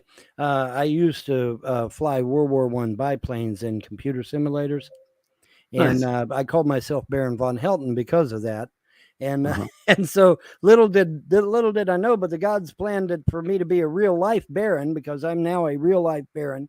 I have several properties, and in fact, as I was telling John, I just rented out 2 of them just the other day. So I got all my paperwork to do and get in touch with the state and all that jazz. But yeah, so I am a real life baron now, because we have royalty. We have royalty in the chat. Well, here in I'm America, messing with you, Vaughn. Here in America, we don't give much credence to the title. We don't believe in royalty. Yeah, we don't believe. You're not worried about a peasants' revolt or anything like that, right? We don't want a peasant revolt. Yeah. But I just thought it was kind of a neat little thing that the gods have done for me. It's like, well, hey, you use this name in the past so much, and now you get to be one for real, and so here you go. So I thought that was just really cool. I'll call you Baron then. Just to be That'll be fine. Thank you. And John, nice to meet you. So is Claire? What's the story here? Are we selling secular Clarism, or what's the convo about? She's trying desperately to turn America into a theocracy, and I keep telling her that is forbidden in the Constitution. So, oh well. That's all. I've run. Claire and I don't see why not. I do want to. I think I don't know how long. At first, Claire, I didn't accept secular Quranism, but what did you say? About a year ago, I kind of jumped on the bandwagon a little bit, and all right, Claire, I think I see your point. I think I know what you're going with this. So, I'm not someone who poo-poos the idea of secular Quranism. I think it's a noble goal. I think I give you an A for effort. I'll say that it's definitely better than what a lot of other philosophies that are out there. I definitely think it's definitely a world's better. Well, I'm just trying to, solve certain problems about restoring the practice of marriage, which is essential to any group that wants to remain in existence. And Yeah. I've just noticed that the American government is going the other way. It's like, oh, don't bother with having children. Go gay. Sterilize yourself through changing your sex. Which suggests that it doesn't like the people it governs very much. Are you opposed to homosexual equalism? Or is that... No, I'm saying, and China is actually trying to encourage its people to have more than one child per married couple. Yeah, they found out that the one-child policy was actually a bad thing. It's they're not going to have a future because there's not going to be anyone to take care of the population. Yeah, I mean, they make jokes about even if there were enough immigrants to come to China, even if the Chinese were prepared to have immigrants come to their country, there wouldn't be enough to look after, I thought you Asian people were supposed to be smart, Claire. What happened? Smart people get stupid. They become victims of their own success. And that, I think, is what has become of the West. I mean, I think it happens to all empires. You think you're top of the tree, nobody can defeat you. You start lowering standards of sexual morality. And before you know it, everyone is an unmarried parent or. Well, I mean, if you think about it, the American Empire died in 1913 anyway, because we ceased to be America and became a corporation. So America technically died in 1913 anyway. So Well, the only I think thing you inherited the what you British see Empire. what you see now is not America. What you see now is nothing but a corporation run by a bunch of bureaucrats and lawyers. That's all you're seeing. You're not really seeing America. This is not America. This is not America. It's never been America. Well, let's give House a chance to. He just got in. I'm sorry. Go ahead, House. I didn't hear you. No, nothing. I was just chipping in and saying, here, Baron. I completely agree with you. Ever since corporations were given legal entity status, the equivalent of a human being, it's just been downhill for the great United States, America. Right? It's no longer the nation founded on its core principles. It's a go. I think the sooner it implodes, the better. We might have a proper American Revolution. Well, the gods I serve say they're going to restore the Great Republic, so I'm eagerly looking forward to that. Hopefully soon. I spent a large part of my life in the US. Well, not a large part, about 15, 20 years in the States. I did my research there, so I'm very fond of American people. So. Well, we will rise again. So take heart. We will rise again. I wish I could give you a date, but I can't. but we will rise again. So, House, what's I mean, if I ask you, House, what's your religious persuasion and your political disposition? Well, let's go with the politics bit first. I'm a computer scientist, and about 2 years ago, I've created a software startup. We built the world's first political platform for democracy. So we're about to finish our artificial intelligence part and are going live. So I'm interested in politics, political modeling.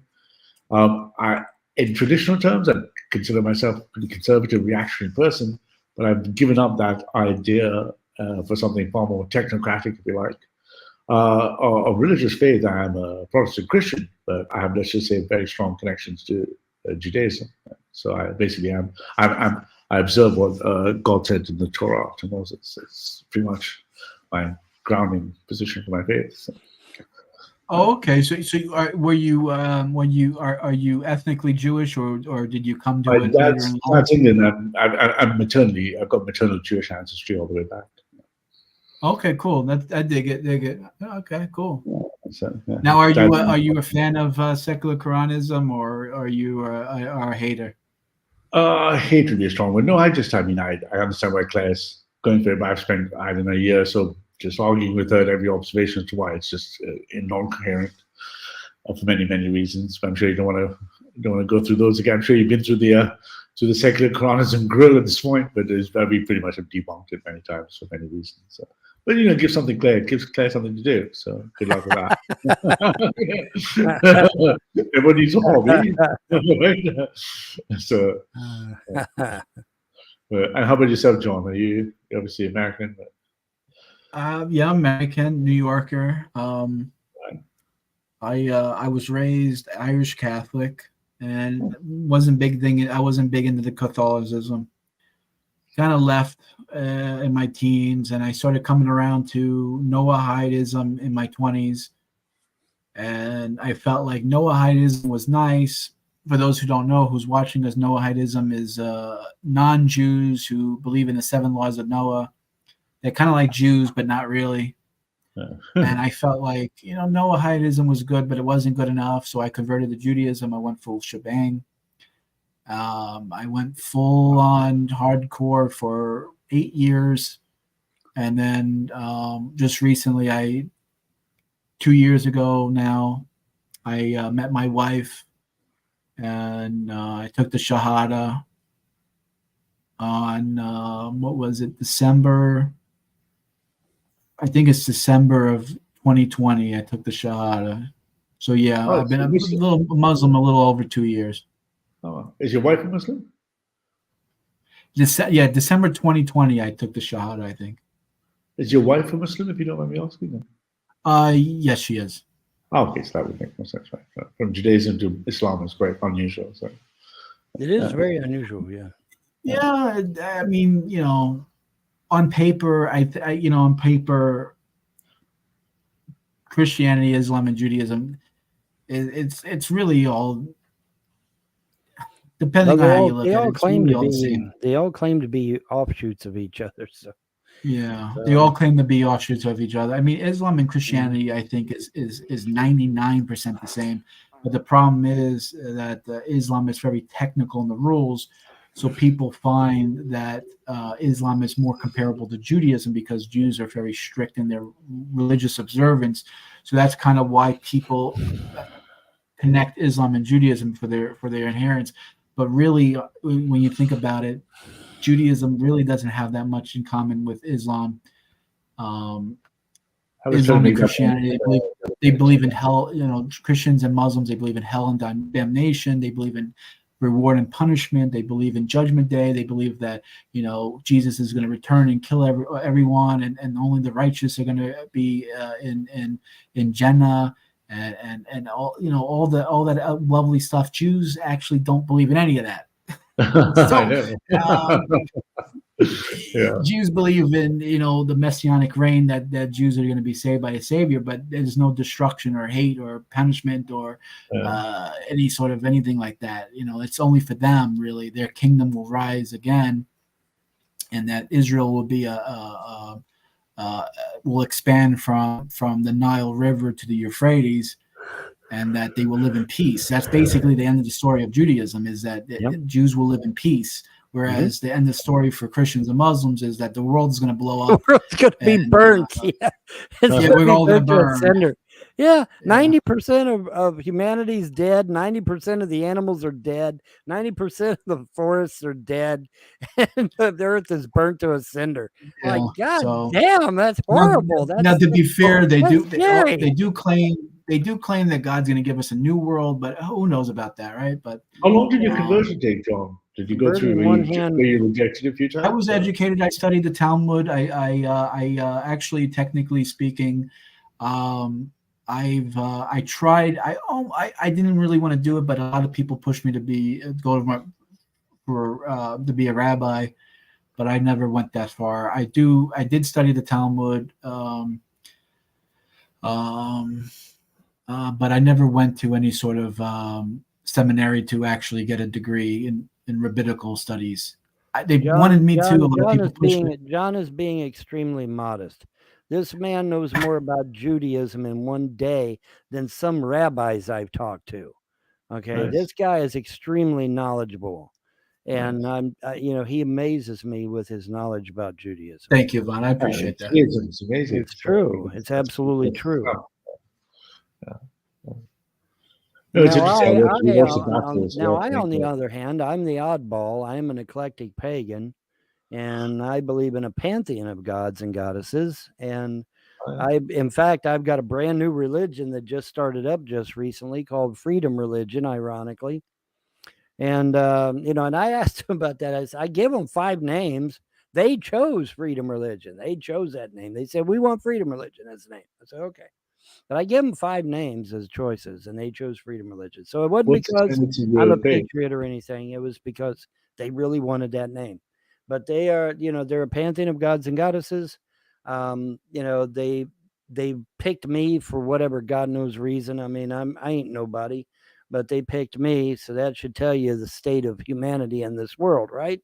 So it's pretty bad. I mean, you're scraping the bottom of the barrel to get me, okay? So, but the thing of it is, now you're being a little modest here now. but the thing of it is, yes, I know I have over 30 years of study in religion, and especially esoteric religion. And I was pushed to want to go to seminary. I was pushed to want to go to actually be pushed into being a bishop, ironically. And I'm like, nah, I'm gonna go this way. I have a question for House. I want to know. I kind of wanted. I don't mean to interrupt you, Vaughn, but I do have to apologize. I only got until 9:30 to chit chat. So. Shoot! Well, we got the wife at the half hour. She's coming home. Yeah. So I do want to ask House that what made you come back to Judaism or choose Judaism or however. Well, why don't you describe us in your own words? Judeo-Christianity, in other words. Yeah. Well, I think part of it's political, part of it's personal, obviously. But I believe that ultimately the source of the truth must start with the Torah. So for me, it must. Without Torah, there is no Christianity, Islam. And looking around the world, looking at events, looking at what we need, because my work is very political. I'm very involved with lots of people. We've got a very large team doing lots of really kind of what we think is going to be revolutionary work. And the more I look at my faith and look back, I was thinking, okay, so really what expresses, and you said it better than me, John, One Vision has Hellfire, Jenna, everything else going on. There's only one thing that actually almost proactively assumes a final solution, if I dare use those words, of world peace. And the more I keep inquiring deeper and deeper, it just seems all roads lead to Moses, and all roads lead to Torah, and all roads lead to the Mishnahs and Gomorrah even afterwards. And I can say ancestrally and stuff, I'm maternally Jewish all the way back. So, even though I was raised a very Christian, I consider myself very fundamental, my Christian views. Pretty, so the question then is that kind of balance between, if you reject the divinity of Christ, there's nothing but Judaism, in my perspective. I can't accept the prophecy of Muhammad, no disrespect to any of the Muslim brothers and sisters listening in here. And therefore the question then becomes, if there is a final solution of which we meet the Creator or the requirements of the Creator, then it's very difficult to understand why Judaism is not the only, if not, let's put it in a more delicate term, it's not the source of the revelation.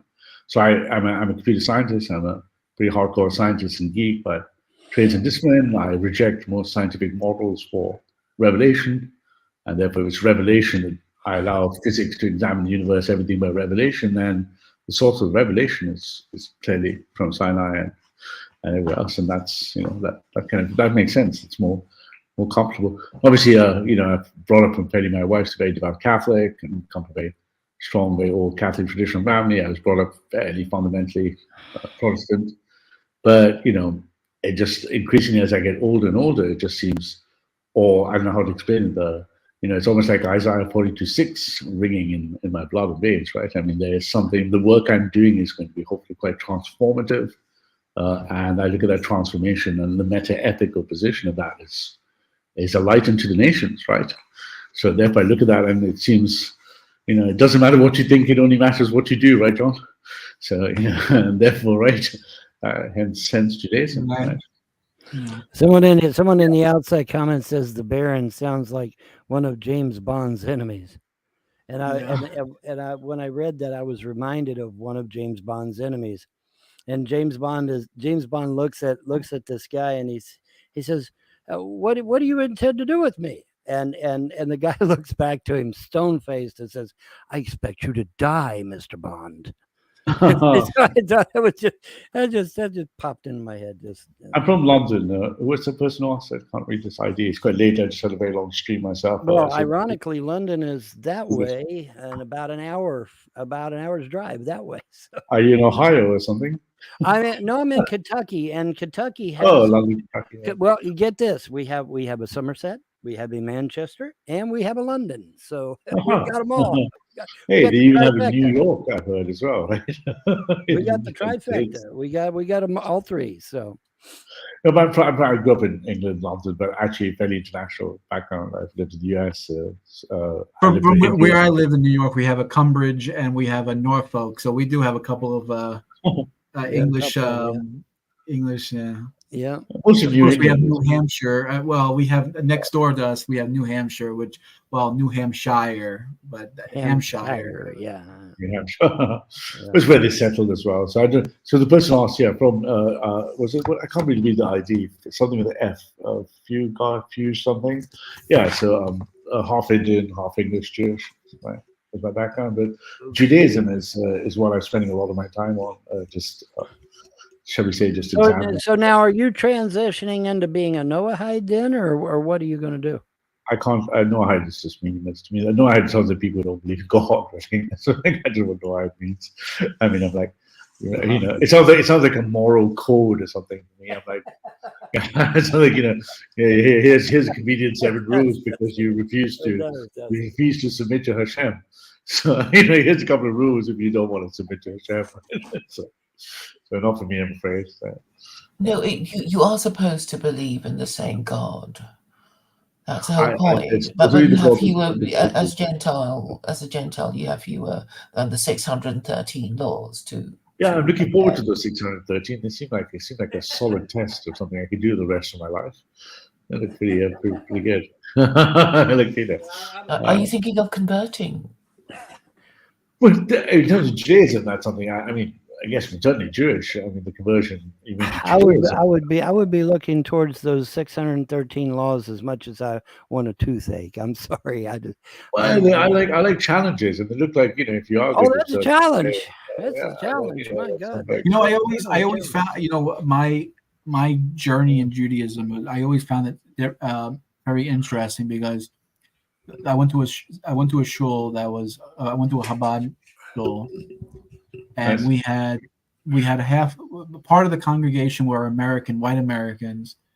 We had a part of the congregation that were from Iran, Persian Jews. We had Mizrahi Jews. We had all type. I mean, you name it, right? Ashkenazim. Of course, we had the Chabad Lubavitchers, and it was so interesting the different outlooks on how they view Judaism. And when it came to Sephardic Jews, when it came to Mizrahi Jews, they loved Judaism. Oh, 613 commandments. Yeah, it's awesome. I love every one of them. I love doing mitzvahs. I love keeping the commandments. They're insane. And then when you talk to an Ashkenazi Jew or a white Jew or American Jew, Judaism. Oh, so many commandments. Oh, I have to separate milk from dairy, milk from meat. Oy vey, woe is me. It's like it's such a burden. I mean, it's like, why did God choose me to be Jewish? Oy vey. It's like it's a completely different mindset. The way and it's clear down the line, like. Yeah. Literally, Ashkenazim Western Jews have a different mindset from Middle Eastern Jews. It's just a different. I found that in my own experience. I don't know where that comes from. I mean, part of it's got to be a sort of like a realism that ethnocultures are different, right? So you're going to have the same faith. Like even if I took I've prayed in lots of churches. I've played in churches in Africa, in Central America, in the United States, and even a black church, a Baptist church in Texas, is nothing like a church in wherever I prayed in, say, Congo, for example, right? And they're just not. They're black people, and the church, everything about the approaching the church is different, right? So I'm not that surprised. The Ashkenaz, of course. I've got some good friends who are observant, shall we say, Ashkenazi Jews, and it's not always fun and games, eh? I don't know. I always found that interesting. I always found that to be something else. I don't know. I'm kind of neutral on it. I don't think it's how do I put it? I'm trying to be nice. I'm trying to be politically correct for Claire. I'm trying to. No, I'm just joking. I'm just. I don't like to offend people anymore. I try to be nice with my words, but I don't think Judaism is a burden. I don't think any religion is a burden. It's up to you whether or not you practice it or not. Some people might say, eating only halal and praying 5 times a day is so difficult. Why is it so? No, it's what you make of it, right? I mean, if you're born into it, if you're a Chabadnik, you think it really is difficult to, wake up every morning, you wash your hands, you get dressed, you go to shul to play, you put on tefillin, you go about your day. It's just a part of your routine. It's not a burden. It's how you live your life. And that's essentially what it comes down to, right? I mean, what makes Judaism different is it is what you do and not what you believe. Judaism is about action, and it's really what separates Judaism from Islam. That's why I think, John, when you asked the question, I was drawn to it a lot because I think, given the nature of our work, of my work as well, it's like it's going to be quite. Well, fingers crossed, it's going to be quite. It's going to raise a lot of moral issues, ethical issues, and all sorts of things. And I found that Judaism seems just the most equipped, in a sense, to handle. It's kind of funny how it comes together in a way, right? It almost feels like if the objective of this mission is to do something that's quite, like I say, I can only point to Isaiah 42:6 for example. And you look at it and you go, okay. So then, if it's something you want to do and you believe is your calling, then it shouldn't be difficult, right? If you're doing something that's difficult and you don't like it, it should be a first red herring, first sign, right? And why are you doing something you don't want to do, right? I mean, that's, it's my kind of. Same with Muslims. People say, your line of profession is it's funny how you choose Judaism as being a scientist, because what you're saying is basically, it's like a practice, right? You're observing reality in the same way in your job as you do in your spiritual life, right? I mean, it's a good correlation, a good connection there, and it makes you want to go. It probably gives you how do I say, a reason to get out of bed in the morning, right? Even more so than. Well, I think it's more like, I think it's also more aligned with, like you also said, John, is the eschatological component is less relevant than the here and the now, right? The thinking the big but doing the small, right? It's the doing in the small. It seems, obviously it comes with, like you say, a lot of obligations and responsibilities, but I think that's pretty right. much, it's baby steps. It's all about baby steps. Yeah. Small steps is my kind of speed, but right. Perfection doesn't happen overnight. It's a good thing. I think that's I think I'm living proof of that. I think people I'm living proof of that. Baron, I'm already a big fan of you, my man. I don't know who you are, but I think you're planning for. I'm still waiting. When's it coming, man? When's it coming? Still waiting, man. It ain't happened yet. I'm still waiting on that. Maybe one of these days. Like I said, man, they scrape the bottom of the barrel to get me, man. But they just, they're like, I don't know. They like. You say you're a pantheist or you're a panpsychist, or are you a sort of general? You believe in an array of gods? I'm what they call an eclectic pagan. Okay. And basically, what an eclectic is someone that does not adhere to the old style pagan religions, such as Roman, Greek, Zoroastrianism, however you wish to say it. Persian, some of the other old pagan religions. I as an eclectic, basically, before I hooked up with the True Gods of Creation, obviously, I was kind of meandering around trying to figure out what was working for me, and that's exactly what I would do. If something worked, I put it in my little tote bag, and if it didn't work, I threw it out the window. And I just kept going on like that for a while until finally, as somebody that is into archaeology and cryptozoology, I came across an interesting statement that Napoleon had went down into the Vatican vaults to see for himself what the truth really was. And when he came out of the vaults, he was white as a sheet, and that's a lot saying for him because he is white boy anyway. So when he come out, he must have been transparent or something. But anyway, he comes out of the vault, and his men are like, "Okay, well, what did you see down there?" He just shook his head. He said, "Everything we believe is a lie. All of it. It's all a lie. Religion, science, society, everything. It's all lies. All of it." I spent part of my time in the States in California, and you remind me so much of a guy I knew in Berkeley. He was the ultimate rebel of absolutely everything was epistemically unacceptable. You remind me so much of him. He had some of the greatest one-liners I've heard in my life, right? Including things like, "You can't change your mind. How do you know you have one?" I may have a one liner or two I can throw around. I don't know. We'll see. Right. When faced with that information though from Napoleon, it's like, okay. And so, I literally stopped what I was doing and I cleared my mind and I cleared my heart and I said, okay, if everything we believe is a lie, then I'm going to need some answers and I'm going to need them fast.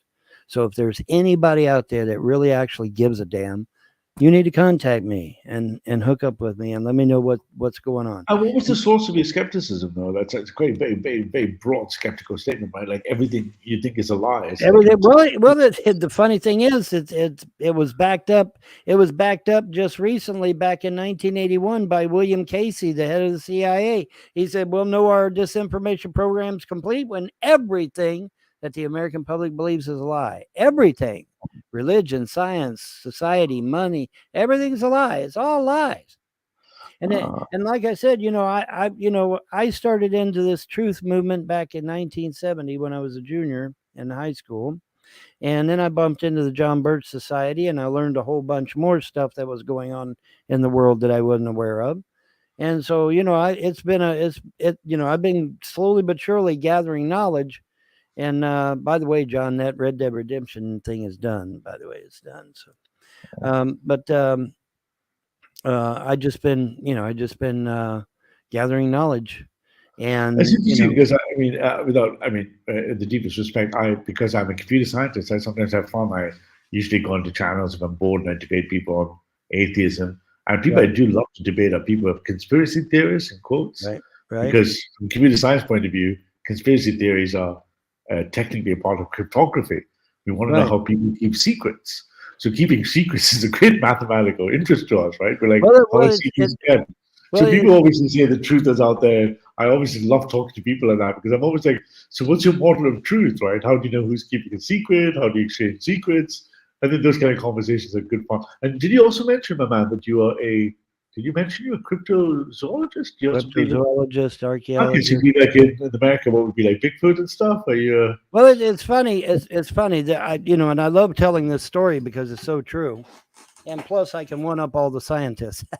But basically, what it was I forget exactly whereabouts in Africa it occurred, but this is a true story, 100% accurate. And these natives kept saying they've seen this animal that was a cross between a zebra and a giraffe.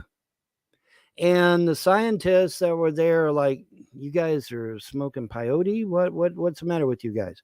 And the scientists actually pulled up stakes and left. And the cryptozoologists are like, "Okay, well, tell us more. Tell us more about this animal." And they went into more detail about it, and eventually we found the animal, and it really did look like half a zebra and half a giraffe. It's called the Ocampa. It is a real animal, and by golly, it existed. And so the cryptozoology is I just found it fascinating because a lot of these old stories that are out there have nuggets of truth to them. And if we're just willing enough to listen and, try to, imagine what they're thinking and what they're seeing, we might find all kinds of cool stuff. We found the silverback mountain gorilla, for example. Said that was a lie too. They said, "Oh, that ain't real. It ain't real." But we found it. So yeah, it's real. And there a lot of things that are out there, it's like I was saying earlier before you come in, there's a lot of stuff that we were denied knowledge about. We were deliberately withheld. They deliberately withheld information from us that we needed to know, and so that's that's something that I just find fascinating, and I just that's what led me to it, is because I just anything that's fascinating, I love it. I just I eat it up with a spoon, especially stuff that's unique and stuff. Oh, and that's the 9:30 mark, isn't it, John? I was just gonna say, Yeah, so I do have to get going because I have to pick up the wife here. She's she wants to come. So Yeah, imagine she have wants the to come jury. home. I actually am fascinated. having I me on. thank you. I appreciate you, Claire, for the if you hear me out there. I appreciate you hooking me up with House and meeting a new friend. I appreciate it. certainly. You're very Absolutely. My interesting. name's Ralph, by the way, guys. So you can call me Ralph. That's Say my that one name. more time. Ralph. Ralph. Ralph. Oh, Ralph.